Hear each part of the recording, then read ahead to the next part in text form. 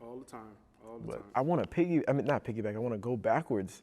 You said you wanted to be a pilot. Yes. So tell us a little bit about that. I'm curious. You got that going on at the same time? Is that a future? Or? It's I don't know. I don't want to be a commercial pilot, so let's stop. I don't want to fly for the Southwests, the Deltas, the Uniteds. I want to have my own pilots. I want my private pilot's license. So I can hop in the plane. I always tell my boys, like, hey, y'all want to go to lunch? We go to lunch in Florida right quick. We gonna hop on the plane and we going to. That's the stuff I want to do. Right. The feeling of being in the air is amazing. Last year I did my discovery flight, which is a discovery flight is they let you go up in the air for like 30 minutes just to feel like just to see if you actually want to do this.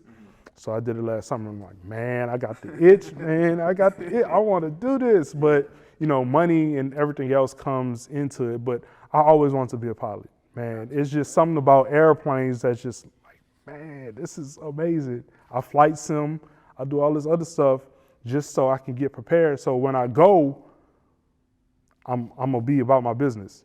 Last year when I went on my flight, my instructor was like, you know a lot of stuff. I'm like, yeah, I know a lot of stuff. I want to do this. Like, this ain't I got up and said, oh, I want to go fly a plane. No, I know some stuff. Right. I want to say they just had somebody yesterday landed a plane after the pilot had a medical emergency. Really? Something like that, I could for sure do it. Yeah. My boys be like, no, you can't. Yeah, I bet you I could. Something happened to him, I bet you I could do it. So yeah, one day it's coming. It's coming. Like I'll be telling people, I'm gonna fly to the games. F these long bus rides. Right. I'm kind of tall, and charter buses don't work with tall, big people. So yeah. I'm gonna hop on a plane. And I'm gonna see y'all at the stadium when y'all get here. I'm flying. Ain't nothing wrong with that. I'll ride with you. Hey, we fly today. Ain't nothing wrong with that, man. So like, another thing I wanted to ask you about, just the journey overall from where you came from that little red camera, all the way up to now having a team full of people to where you can be a teacher. I know there have been some big things that have happened in your life throughout that journey. What has been that constant motivating factor to keep pushing you, to keep you going? The thing that motivates me every day is my mama. Point blank. It's her. Seeing her happy that I'm doing what I do every day. If you don't know, most people do, but most people don't. My mama passed away fall 2019. I was actually here. I was in Mr. Hart office when my sister called me and said my mama passed away. So my mama had cancer. She had it when I was in the 8th grade. Obviously, my 8th grade year I was a drum major. When I tell you she didn't miss nothing, bald head and all, my mama was there. She beat it. It came back. Most times it comes back aggressive, and that's what happened this time. She is the reason I want to be the best. She is for sure that reason, and I'm always humbled when I see people and they still talk about how my mama bragged about me doing what I do for this band. So man, that she is my rock, I talk to her every night. I wish I could talk to her in person because she used to call me every Sunday. What y'all played last night? What the band played last night? Mama, we played XYZ. Well, can you put that on my phone for me? I'm like, Mom, we got Apple Music now. You can go on Apple Music and type it in. I don't know how to do that. You gonna come and put it on my phone. She was the reason why I'm here. She real life is. Because she, like I said, she envisioned this. She always told me, you have your dream job now. That's real life what she told me. You have your dream job. And I believe I do have my dream job. I love coming up in here. Even though I call myself an outsider. I didn't march in this band. Right. I did not march in this band. For everybody that asks, I did not march in this band. I still consider myself an outsider, but this is my passion. This is what I love to do. Every time I come in that door, This is what I love to do. So it's all her. It's all her. And so the reason I brought that up, of course I knew that already, but I wanted to bring that up to just put extra emphasis on the work and the dedication and the consistency. Yeah. Because I was in the band in 2019. I was a junior, still on the horn, playing F horn. And when I tell you, you did not miss a beat. You know, I was thinking earlier, I only missed, since 2014, I've only missed 4 things. Yeah. A parade in 2016, the All-Corn Championship game, so let's back up. My grandma passed away the morning of Bayou Classic 2018. Like Chris will tell you, Chris and Perry was in the room with me when I got that call about my grandma. But I'll touch on that. You know, that hurt just because it was so sudden. Right. I prepared myself for my mama. You know, my mama was sick a month before she passed away. So I was prepared that it was going to get to that point. My grandma came out of left field. So I'm down. Like, man. Got to my grandma's house. You know, I had to call my mama, my sister, and both of my brothers and tell them my grandma passed away. That was hard. That was some hard stuff. And just, you know, and that goes back, my mama knows what I do. So my mama got there, you know, we had cried, everything else in the world. My mama was like, don't you got a game to go to? Real? She said that, don't you got a game to go to? I'm like, well, I don't know if I'm gonna go to the game. She was like, no, you need to go to the game. And I called the team like, hey, I'm about to be on the way, you know, because at the end of the day, I'm the captain of the media team. Basically, in real life, I'm the captain. I couldn't prepare them for anything, but it's different when I'm not there versus when I'm there. So my mama knew that. You need to go to the game. Went to the Bayou Classic. It was tough. Oh man, that game was so tough because every 5 minutes I'm about to boo-hoo. Boo-hoo, you know. I got there, Mr. Taylor didn't know I was there. Nobody knew I was there until the band marched in. Like, they didn't know I was there. You know, I got hugs from Dr. Smith and the Tar. The dolls all hugged me. You know, the team met me. And it was just, I had that support at that game. But I missed the next weekend because we made the championship. So I missed the All-Corn game. Yeah. When my mama passed, that was the weekend of the Battle of the Bands in Mobile. Right. When and you know what's funny? So they had this Battle of the Bands. So I'm watching on live. I'm real life watching the Battle of the Bands on live. I'm calling the team like, Zach, where you standing at? I need you to move. You know, Xavier, what you doing? You know, Didi, what y'all doing? I need y'all to move because I'm watching. I couldn't get away from it. I real life couldn't get away from it. Yeah, and then I missed another parade this year. But yeah, I haven't missed anything. You know, the day my mama's funeral, it was Saturday morning. We played PV at home. Mr. Taylor came, Mr. Hart, Dr. Smith, Jabari Morgan. They all came to my mama's funeral. You know, saw them after. They left and came back.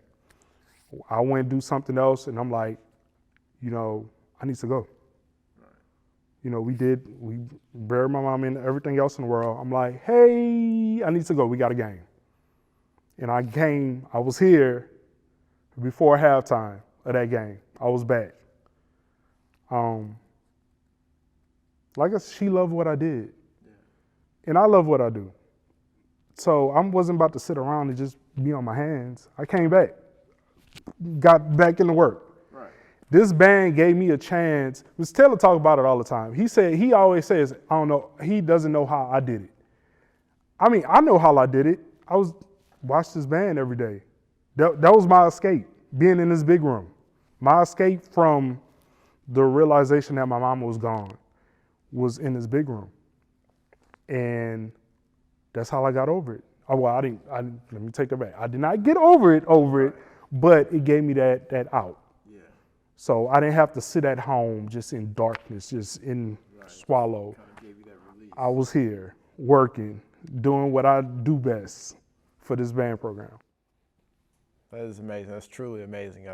I understand what people say when they don't know how you did it, you know, because that's tough. But I think it's that type of perseverance that creates the difference between leaders and ordinary people. Yeah. You know, those are the type of people that innovate and that continuously go to the next level. I was literally watching a show, what show was it? Miles. Every time it just gets from this past fall, it just gets me every time when we went into the Big Eagle and Mr. Taylor's up there directing. And every time you mix the shots to where you can see him directing, but you can see. That's another original. That gets me every time. That is another original. It started in 14. That's another original. I love it. It's gonna be good. It's oh man, I'm excited just for the future. So I don't know if many people know, from 14 until 20, everything the media team did came out of my pocket. Cameras, all mine. Audio, all mine. Lights, everything that you saw from this band from 14 until 20 was all my stuff out of my pocket. Wow. Out of my pocket. Most people don't know that. You know, I took what I could, side jobs and whatever, just to get stuff for the fall, like real life. I used to stack up as much as I can just to keep moving us forward. Right. You know, because I went from HD to, well, not HD, less than HD to HD. Then everybody hopped on the 4K wave, so I had to keep upgrading. And that takes a lot of money to do, because and then I switched systems like 3 times. So I switched camera systems, Canon, Panasonic, Sony. Right. It's a lot of stuff that happened to make all that work. But I made it work, and thankfully, you know, I thank that man. I thank Beast all the time, because he sat down, hey, what you need?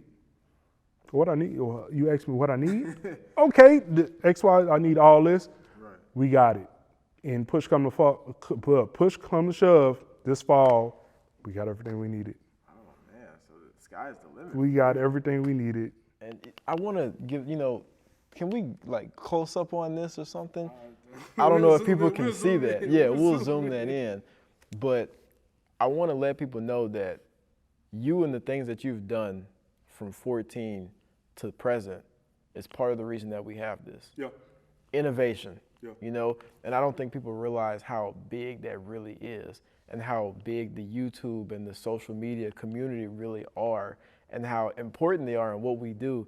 And that's why, you know, what you do is so important, because for those that cannot see us in person, they rely on you to display what we've put out there. You know, I always say we might have 20,000 people in the stadium. Mm-hmm. They'll see it, but we got 20 million people on YouTube that'll watch this. Right, you know, just waiting on it to be uploaded. Our audience is worldwide. Yep. You know, it's okay. Okay, everybody that's in the stadium, they want to feel it, but we still got this audience that's all around the world that's ready for us to drop this video. So yeah, it was a blessing. I'm glad we finally got there. It felt like it took forever. It did, but you know, I see people can only take so much of what you keep doing. So, man, it was a long time coming. I'm glad we got one. Right. Now the next one we got to try to get the gold one, so we got to get 1 million. I'm sure we can do it. I don't know how long it's gonna be. I might be old. My kids might be here. I don't even have kids yet, so I don't even. We'll see, man. But it's a blessing. It's a blessing for real. Just seeing, I started from nothing, man. It was nothing. Just to, oh man, I'm gonna have to go back and watch videos now. I'm gonna watch videos tonight, all the old videos tonight, just to reminisce on everything. But yeah, we hit 100,000. We hit 100,000. I'm glad. I think that's the first of many milestones. I hope so. I mean, you know, I got a few. Well, I say we have a few, because the team has a few. You know, we have videos in museums. We got commercials, everything else in the world. You know, I'm got a meeting tomorrow with, I can't say who we got a meeting with tomorrow, but I have a meeting tomorrow, you know. So we've been seeing on ESPN, CBS, NBC, all these other, we didn't been there, done that. And that's nothing to sneeze at, you know. It's not. And I'm so with me, I don't I don't like to sit on stuff because I always think stuff could be better than what it was. Right. You know, 50 Cent posted us playing part of the game. I'm happy. I look at the video like, we could have shot this better. This could have looked completely different, you know. Adele did the Easy on Me. Right. Maybe I shouldn't have put this shot in this video. You know, I'm like that. Yeah. I'm like, okay, what's next? If people say I should stop doing that, I need to celebrate these wins because you know, everybody don't get these. Like people, right. Adele don't retweet everybody's video every day. That's you know, true. So I need to celebrate this. But I'm like, it needs to be better. It should have been better. So that even pushes me more to keep going, to right. keep pushing the envelope with everything else. And I do understand having that constant growth mindset, but I do agree. You know, sometimes you do have to give yourself a pat on the back. Yeah, sometimes. I'm not doing it right now, but sometimes. I'm not even mad. I'll do it for you. But before we get out of here, I noticed you were saying earlier that you've always felt like an outsider. Yeah. You know, and I just want to tell you that the way that, you know, your relationship with Mr. Taylor and the staff and other members of the band and the Dolls and Dr. Smith, that you are not an outsider. Hey, you are very much part of the Human Jukebox family, and we are forever grateful to you. Hey, I'm here. Nothing but family around here. Hey, well, before we go, man, talk about, you're about to graduate. True. You are about to, whenever you're seeing this, Jared is graduating on Friday. Talk about graduation, man. What's next? What's the next step? Graduation. Oh, man. It felt like a long time coming, but it felt like a blink of an eye at the same time. Yeah. I don't really know how to explain it, but I don't know. I'll see where life takes me, you know? I'm a businessman. There's lots of business in the world, you know? Let's talk about your podcast. Okay. Because when we were shooting a video in the fall, and you said, I inspired you to start this podcast. So talk about your podcast, because I don't think everybody knows about what your podcast is. So talk about your podcast. Wow. So to start, you did inspire me. Truthfully, when you brought the idea of doing this web series, I kind of was like, I don't know. I've never really been in front of camera like that. I don't know how comfortable speaking I am, you know. And I'll never forget, after we did that first episode, I fell in love with it. Yeah. And I was like, wow, G was on to something. And so fast forward to this year, me and a very good friend of mine, we launched our podcast. It's called Man Cave, Escaping the Stigma, Building Men.